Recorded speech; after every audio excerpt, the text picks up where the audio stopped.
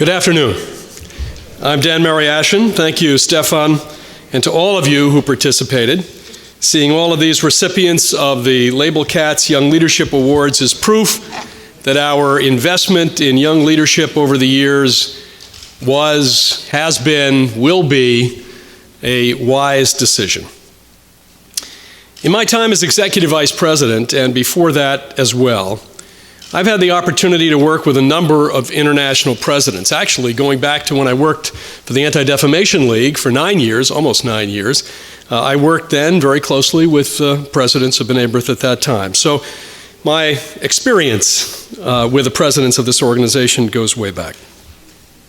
Each has had his own unique set of strengths, and all have shared a deep and unbreakable commitment to improving the Jewish world, protecting Israel and the Jewish people from those who seek to do us harm, and to strengthening the global impact of B'nai B'rith. For the last nearly 5 years, I've had the honor of working in tandem with Allan Jacobs, and it truly has been an honor. Allan's commitment to and grounding in B'nai B'rith should come as no surprise. He's been a member of the B'nai B'rith family for nearly 50 years.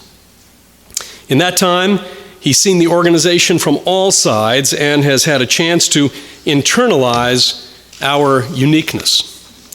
With a grounding in AZA, then a part of the B'nai B'rith Youth Organization, Allan's first role in B'nai B'rith proper was in his lodge in Waukegan, Illinois.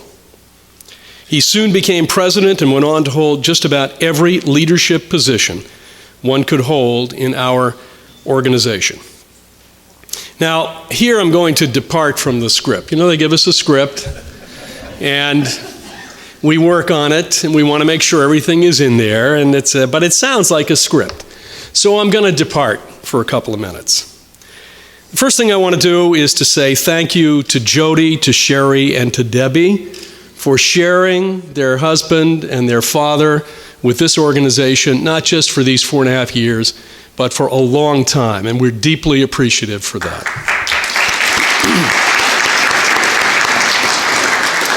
You know, Allan served for many years as personnel chair of this organization, and you know, one of the keys to successful organizations, whatever they are, in the Jewish world, outside the Jewish world, is the synergy, or sometimes the lack of synergy, between the professional leadership and the lay leadership. And to hold the position of personnel chair in an organization is extremely important because really the person who holds that position has to have the respect of the staff, hoping that that chair is going to be fair and is going to handle matters discreetly and carefully. So it's no accident that through his tenure as president and before, Allan has always had the respect, I would say the uniform respect, of the professional staff of this organization. He's fair, he's principled, he's well-read, and he's just a general, all-around good guy. Now, we've suffered with him as we've watched the Chicago Cubs over many years. Although on his watch, the Chicago Blackhawks won 2 Stanley Cup championships. Three Stanley Cup championships. So the only thing I can say to the Blackhawks is just be careful going forward because you don't have Allan at your back, at least as head of B'nai B'rith. But more seriously, as respected as he is in this organization, he is equally respected outside this organization. B'nai B'rith is a member of a number of umbrella organizations. You know their names: Conference of Presidents, Conference on Material Claims Against Germany, the Claims Conference, National Conference on Soviet Jewry, which now has a new name, which I still have to digest. We're in a lot of different places. And in a very short time, I could see how leadership in other organizations found in Allan a trusted friend and a colleague, and more than that, someone who could be asked to do important tasks for these umbrella organizations. And they came to Allan because they recognized a real leader in our community. And by the way, by extension, by extension, the work of this organization became widely known to many. Now, he's been a great partner for me, although I'm sure he won't miss the calls, many calls during the day. You know, he's an hour behind Washington. I get to my desk at about 7 or 7:15 in the morning, so I say to myself, well, I can't call him now because it's 6:15. And then I keep looking at my watch to see, when do you think Allan's going to get up this morning? Because, not to call him, I would send an email first. You know, you have to get into this very carefully.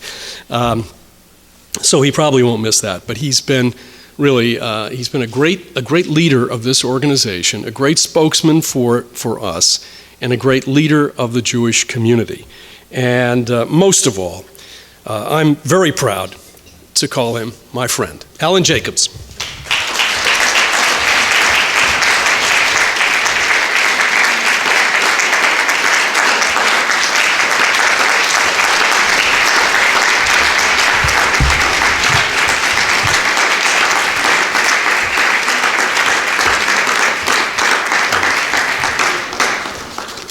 Well, thank you, Dan.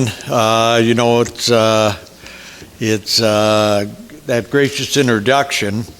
You know, it's kind of interesting. A president's role in an organization like B'nai B'rith is fleeting.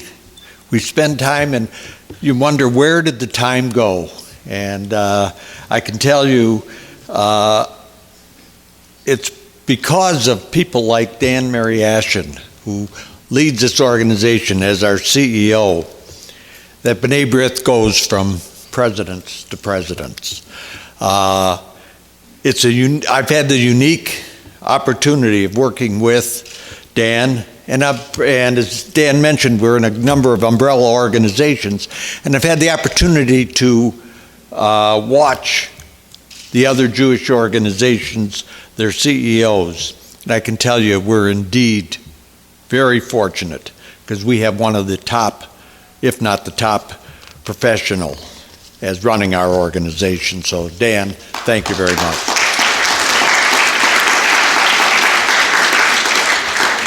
You know, I have many more people to thank for contributing to a wonderful 4.5 years in this office, but I'm going to save those for later on, as well as some personal reflections later on in the forum, perhaps when we do the installation of officers and the taking of those of us who have served out of office. You know, we have participants from around the world gathered here, young and old, and we are so proud to bring together an interesting cross-section of people. We have a terrific few days of programs and conversations planned. I appreciate the opportunity that this gives me here right now to update you on the strong work of our organization. The presidency of this organization is more demanding and more rewarding in so many predictable and unexpected ways. During my time in office, I worked diligently to ensure that B'nai B'rith moral compass was pointed in the right direction. We focused our attention on our core areas of expertise and influence: human rights and public policy, supporting Israel, senior advocacy and housing, and helping communities. Since our last, and by the way, outstanding policy forum in Panama City, B'nai B'rith's persistence and perseverance in our core areas has been relentless.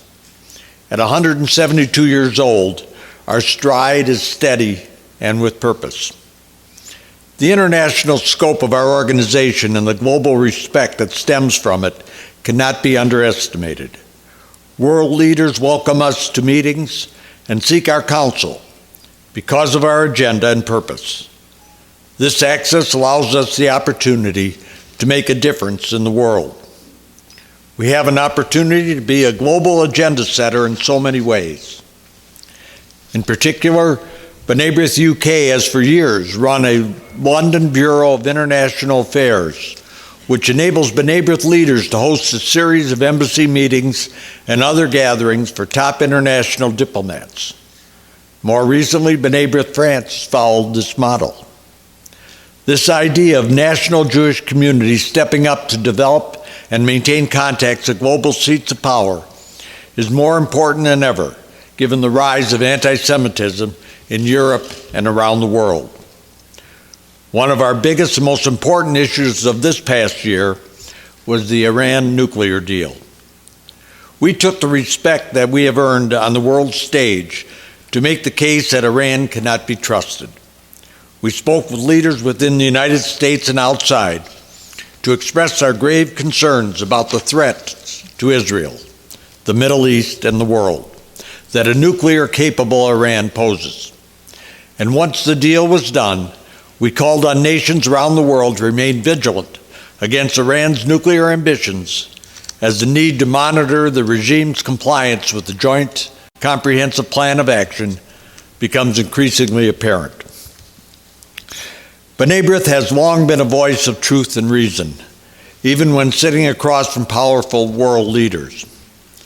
One great opportunity was to directly convey to Russian Foreign Minister Sergei Lavrov our deep concerns about Iran's threats to destroy Israel in an interesting exchange made possible by our strong and long history of global impact and authority.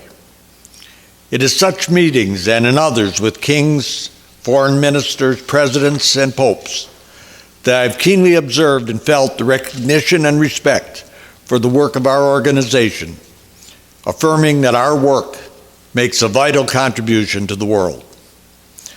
Just 1 week ago, I returned from a high-level meetings in India, part of a large multinational B'nai B'rith delegation to the world's largest democracy.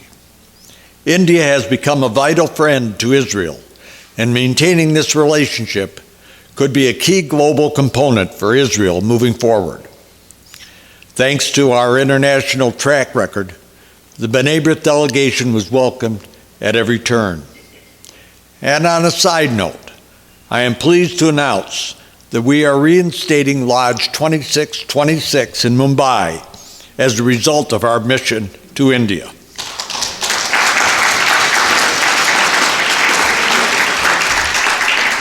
Our commitment to global diplomacy is born of necessity. In the spring, we traveled again to the United Nations Human Rights Council Assembly in Geneva. In meeting after meeting, B'nai B'rith leaders stressed the hypocrisy of the laser focus on Israel, while the Council, charged with monitoring and enforcing respect for human rights everywhere, ignores such serial human rights abusers, such as Iran, China, and North Korea. It is still astonishing how the all-consuming hate of Israel blinds the Council to the malfeasance of far too many nations.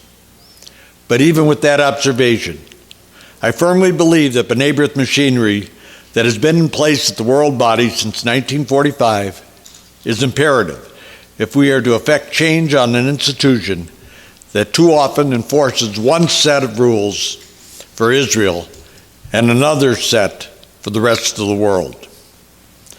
But our work is never done there. We stood at the forefront of opposing new Palestinian efforts to circumvent direct peace negotiations with Israel, and to be afforded privileges not enjoyed by any other non-member of the UN, by standing against the raising of the Palestinian flag at the World Body, a stance recognized by the New York Times. It has been troubling to see anti-Semitism growing throughout the world. Through regular exchanges with the U.S. State Department and foreign governments, along with our cooperation with the Organization for Security and Cooperation in Europe and the Organization of American States, we fight to ensure anti-Semitism is spotlighted and recognized as a serious issue. B'nai B'rith participated this year in the international conferences on anti-Semitism in Belgium, Poland, and Israel. In Brussels, the organization played a key role in the formation of the European Parliament Working Group on Anti-Semitism. One way to help foster acceptance of Israel is through direct contact. B'nai B'rith organized and led a delegation of members of the European Parliament on a week-long study tour of Israel. The aim was to expose emerging political leaders in Europe to Israeli society and public policy in an effort to foster greater understanding of the Jewish state among influential Europeans. Our 172 years of history helps us to see how so many global puzzle pieces fit together. A prime example of the local benefit of our global outreach is our Cuban Jewish Relief Project. B'nai B'rith has been running missions to Cuba for 20 years to help the small Jewish population of the island. I got the chance a few weeks ago to take part in this remarkable program.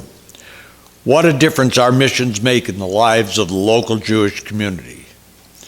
By next month, the Cuban Jewish Relief Project will have had 4 missions this year, with some 50 participants, delivering about 2,000 pounds of goods, items such as Jewish cultural pieces, along with clothing, medicine, and medical devices, that the community just would not have if it was not for the generous support of our participants.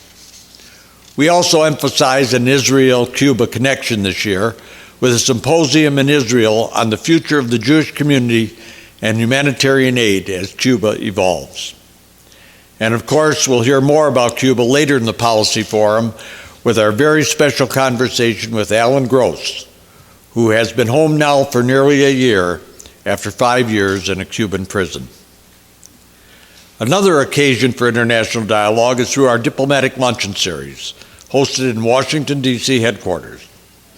Guests enjoy an intimate gathering, hearing from an ambassador about his or her country's interactions with Israel and the United States. Such small gatherings are not limited to Washington. We have held such luncheons in other cities with international councils, such as Chicago, to ensure a broad range of our members and supporters can take part in such informative sessions. Once again, B'nai B'rith had a private audience with the Pope. At this summer's meeting with Pope Francis at the Vatican, we urgently highlighted Iran's illicit nuclear program, as well as condemned the violent extremists who target Christians as well as Jews in the Middle East. In the United States, B'nai B'rith marked the 70th anniversary of the United Nations by partnering with its Holocaust Remembrance event on a program commemorating the rejection by Arturo Toscanini of fascism and his support for Jewish musicians' revival in Israel. Our Holocaust educational programming is truly global. The 2015 Unto Every Person There Is a Name was held in communities and linked to the Alpha Epsilon Pi fraternity campus program, We Walk to Remember, on college campuses around the country. Our World Center in Israel continues to put on world-class programming while remaining our direct link to Israel. We held the 13th consecutive Holocaust commemoration ceremony on Holocaust Martyrs and Heroes Remembrance Day in April. This is the only event dedicated to honoring Jews who rescued fellow Jews during the Holocaust. With about 1,000 people attending this year, this program filled a unique hole in Holocaust remembrance. As the link with Israel, the World Center closely monitors how Israel sees the diaspora. This year, we were honored to have Alan Dershowitz as our keynote speaker when we presented our annual award for journalism, recognizing excellence in reporting on the diaspora. This award is viewed by Israeli media as an important acknowledgement of their work, and the competition is fierce. A new and very exciting program this year allowed Israel to come to the United States. The World Center arranged live internet tours of important sites in Israel. Participants in B'nai B'rith senior housing, as well as B'nai B'rith leaders, took out their laptops and iPads to take a live tour of such places as the Old City of Jerusalem, Mount Herzl, National Cemetery, and Mount Zion. Israel from Your Living Room was a great success. Our robust senior housing program continues to both advocate for issues vital to the health and well-being of all seniors, as well as provide safe and affordable housing for low-income seniors. These dual aspects make B'nai B'rith a unique and prominent voice on so many of the most important issues facing seniors today. Thanks to our respected expertise, we were invited to speak at Jewish Disability Advocacy Day about Social Security policy, a part of Jewish Disability Awareness Month, as well as to be a visiting group from Jewish Federation of Greater Chicago on Social Security policy. Our team has been involved in intensive advocacy to avoid a shortfall in one of the two Social Security trust funds. We were on hand for the White House Conference on Aging and submitted comments, speaker ideas, and feedback to the chair as part of the coalition. As an active member of coalitions to advocate for seniors, we met repeatedly with the acting commissioner on Social Security to provide stakeholder guidance and input on the Social Security Administration's Vision 2025. Over the last year, we have met with congressional offices to explain the growing desperate need nationwide for affordable and safe housing for seniors. We have led congressional staffers on tours of our housing facilities so they can see firsthand what issues low-income seniors face. This summer, B'nai B'rith Housing hosted the biannual training retreat for senior housing residents at the Perlman Camp in Pennsylvania. This important event features daily training sessions, entertainment activities, and intergenerational programming with the campers. The resident leaders learn invaluable tools to take back home to improve programming and life at the low-income buildings. Helping people one-to-one is an important part of what we do. And Project Hope is about making a difference at the most basic level. In 2015, the program provided kosher and Passover food for more than 2,600 poor and elderly households in several communities in 6 states. Community volunteers raised the funds to purchase the food, pack the food into bags, and distribute it in time for Passover. This program is a true link to our founding, direct involvement in the community. So much of what we need to do and are able to do depends on solid fundraising. There's just no way around that. Our dinners program continues to attract the top echelon of business world leaders who combine community service with their corporate mandates. Recent honorees included Brett Yarmack, CEO of the Brooklyn Nets, Gary Tabak, managing partner of Deloitte Greater Washington, McGraw-Hill Education in New York City, and Irene Thompson of the United Health System Consortium. During my tenure, I've read so many terrific books about diversity and tolerance as part of our Diverse Mind Youth Writing Challenge. This was the 9th year of the contest, and again the program expanded to a new city, Columbus, Ohio, thanks to the partnership with McGraw-Hill Education. We have donated enough books in the last 9 years to fill a significant library. 35,000 copies of our 29 published original children's books have been donated to libraries, schools, and other worthy organizations.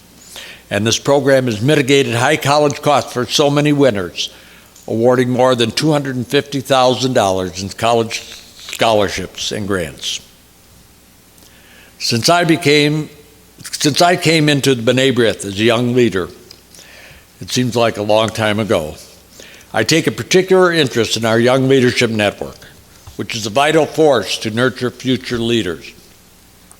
I welcome the young leaders joining us right now, coming off the terrific Young Leadership Conference of the last few days. You'll hear more about that later today. Through events at embassies, missions, disaster rebuilding sites, and fundraisers, we have a network of up-and-coming leaders who meet, exchange ideas, have a chance to learn from world leaders, and lend a hand to a struggling community. B'nai B'rith Young Leaders continued their Conversations Around the World series, meeting with world leaders at consulates in New York and Chicago and embassies in Washington. The program engages young professionals in an intimate dialogue with the diplomatic staff of countries around the world to provide insight into the relationship of the United States and Israel. In 2015, this interesting and exciting program included visits with Germany, Guatemala, Japan, and Canada. Over the summer, I was honored to attend the annual conference of the Jewish fraternity API, which has been a stalwart friend and partner. We have struck particular common ground in recent years in the area of disaster relief, a core value of B'nai B'rith's global outreach since the 1860s. This year, we received from AEPI the first installment of a $100,000 grant to support our ongoing global disaster relief efforts. The recognition from AEPI will help us help others, enabling us to open disaster relief funds when a disaster strikes anywhere in the world. These funds are raised by the students themselves.